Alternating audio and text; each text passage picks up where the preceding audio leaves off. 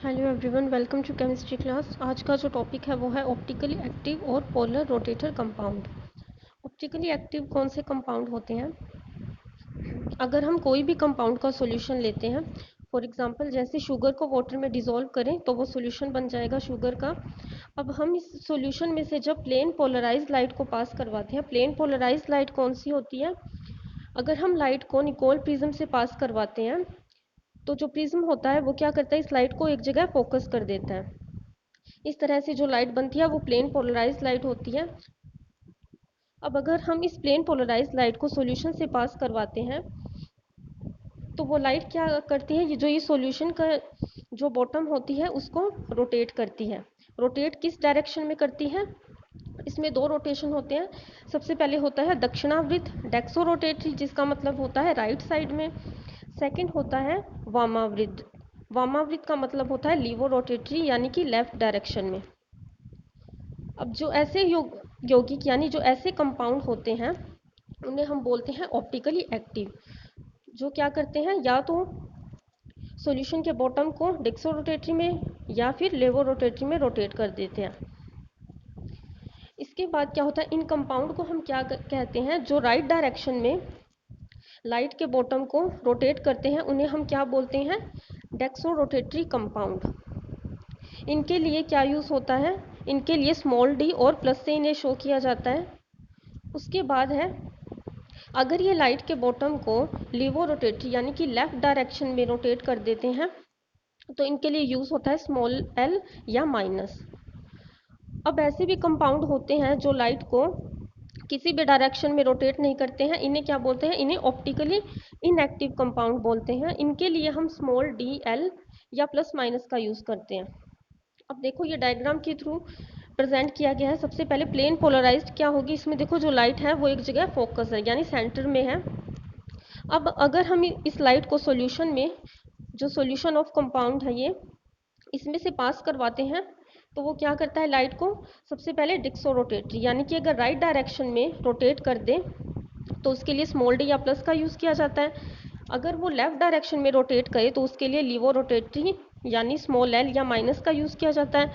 अगर वो लाइट जैसे हमने पास करवाई है उसमें कोई चेंज ना हो यानी किसी डायरेक्शन में रोटेट ना करे, उसके लिए स्मॉल डी या स्मॉल एल या प्लस माइनस का यूज़ होता है। इस तरह से हम बता सकते हैं कि ये कंपाउंड ऑप्टिकली एक्टिव है या नहीं। इसके बाद टॉपिक है असममित कार्बन या एसिमेट्रिक कार्बन। एसिमेट्रिक कार्बन किसे बोलते हैं, ऐसी कार्बन जिसकी चारों संयोजकताएं यानी जिसकी चारों वैलेंसी, हमें पता है कार्बन की वैलेंसी कितनी होती है, 4, यानी कार्बन सिर्फ 4 बॉन्ड बना सकता है। यानी एसिमेट्रिक ऐसी कार्बन होती है जिसकी चारों वैलेंसी है वो अलग अलग हो, उसे एसिमेट्रिक कार्बन बोलते हैं। इसके लिए हम कार्बन पर स्टार मार्क किया जाता है। जैसे कि सबसे पहले एग्जांपल लिया हुआ है लैक्टिक अम्ल यानी लैक्टिक एसिड। इसमें देखो कार्बन के साथ एक जगह हाइड्रोजन अटैच है, दूसरा ग्रुप एल्काइल ग्रुप है CH3, उसके बाद OH है और उसके बाद जो ग्रुप है वो एसिड यानी COOH का। अब इस कार्बन के साथ चारों ग्रुप जुड़े हुए हैं वो अलग अलग है यानी एक जैसे नहीं है, तो ये कार्बन क्या होगी, असिमेट्रिक कार्बन। इसके बाद सेकेंड एग्जाम्पल लिया हुआ है ट्रू ब्रोमो ब्यूटेन का। इसमें भी देखो एक कार्बन के साथ वैलेंसी हाइड्रोजन के साथ है, दूसरी वैलेंसी CH के साथ है, इसके बाद थर्ड वैलेंसी इसकी ब्रोमीन यानी Br के साथ और फोर्थ वैलेंसी इसकी एथाइल ग्रुप के साथ है CH2 CH3। इस तरह इस कार्बन पे भी जो चारों ग्रुप है वो अलग अलग है, तो ये भी कार्बन क्या होगी, एसिमेट्रिक कार्बन।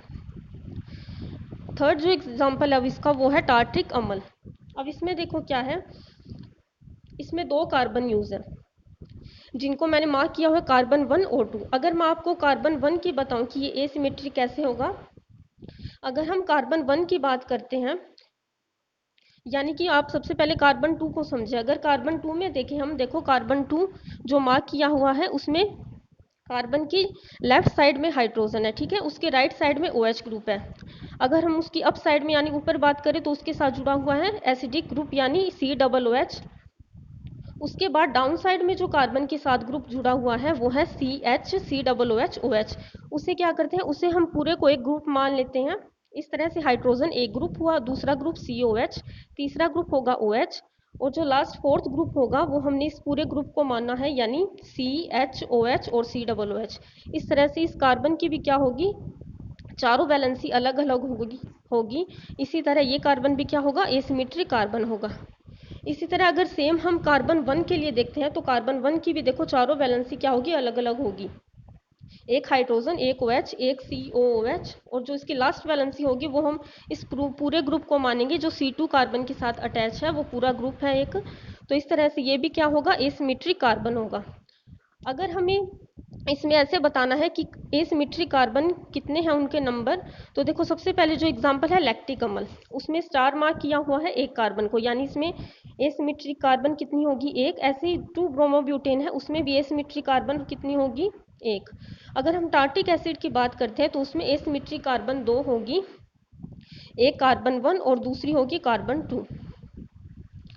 ये होती है एसिमेट्रिक कार्बन। इसी तरह से अगर हम कायरल कार्बन बताएं कि कायरल कार्बन क्या होती है, तो वो भी क्या होती है, एसिमेट्रिक कार्बन, यानी ऐसी एसिमेट्रिक कार्बन होती है जो कि अपनी मिरर इमेज पर सुपर इम्पोज, यानी अपनी मिरर इमेज पर अध्यारोपित नहीं होती, उसे बोलते हैं हम कायरल कार्बन का कायरल सेंटर बोलते हैं। और इसमें भी क्या होती है, कार्बन की चारों वैलेंसी अलग अलग होती है। इसी तरह कायरल वर्ड यूज होता है एसिमेट्रिक कार्बन के लिए। आई होप आपको इस वीडियो से समझ आया होगा। Thank you so much for watching.